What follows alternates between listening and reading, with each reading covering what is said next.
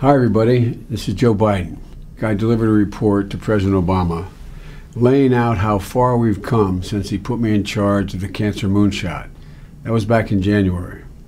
And to lay out a real vision for where we need to go in the immediate future, to do in 5 years what otherwise would take 10, to inject a real sense of urgency into the fight against cancer, and to change the culture and reimagine our system in order to be able to win.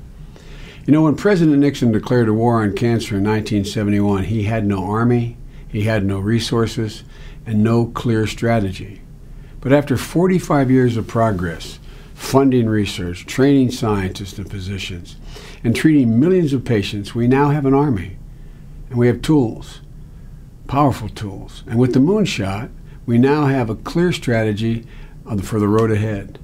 It matters, folks, because there's a consensus now that we're at an inflection point with science, medicine, technology, all advancing faster than ever and offering real promise. But we can't play by the rules of 1971 when we didn't have this working for us. In 2016, there's much more we can do. Just 5 years ago, for example, immunotherapy, using the immune system to kill cancer cells while protecting healthy ones, wasn't taken seriously. Now it is, and it's working with other disciplines and offering real hope. Decades of research have accumulated large amounts of data. But that data is not shared. It's hard to understand, and it's often not accessible to researchers and the public. But now we're in a position to break down these silos and share it all, because we have an enormous capacity with computing capability to take millions of pieces of data and analyze it. We can do 1 billion calculations per second now.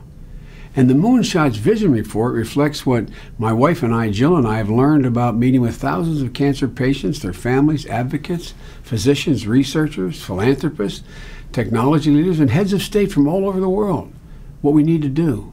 We have to do everything from enhancing prevention efforts, expanding access to care, forging an international commitment to fight cancer. This week, I also released a report from the Cancer Moonshot Task Force, the team I'm leading to reimagine the federal government's fight against this dreaded disease.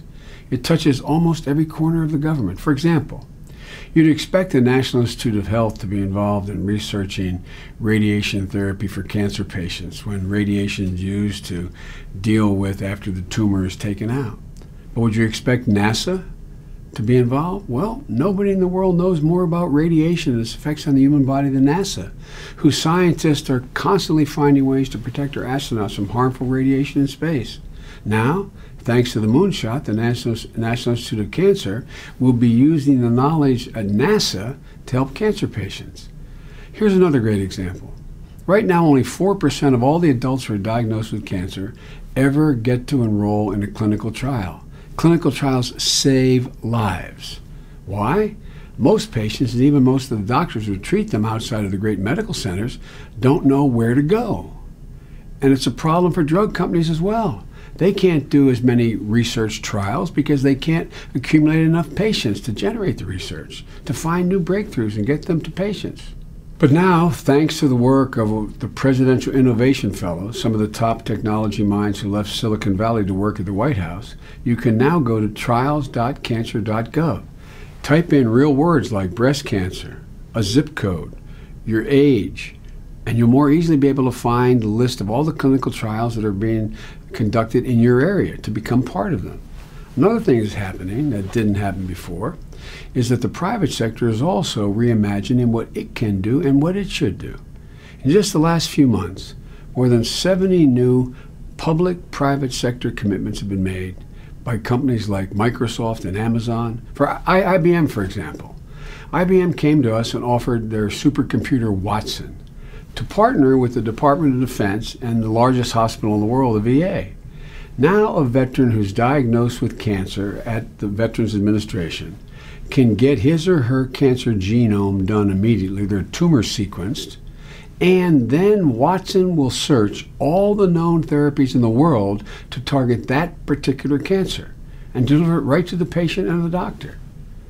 Folks, most of you assume we're already doing a lot of these things, but we weren't. But we are now.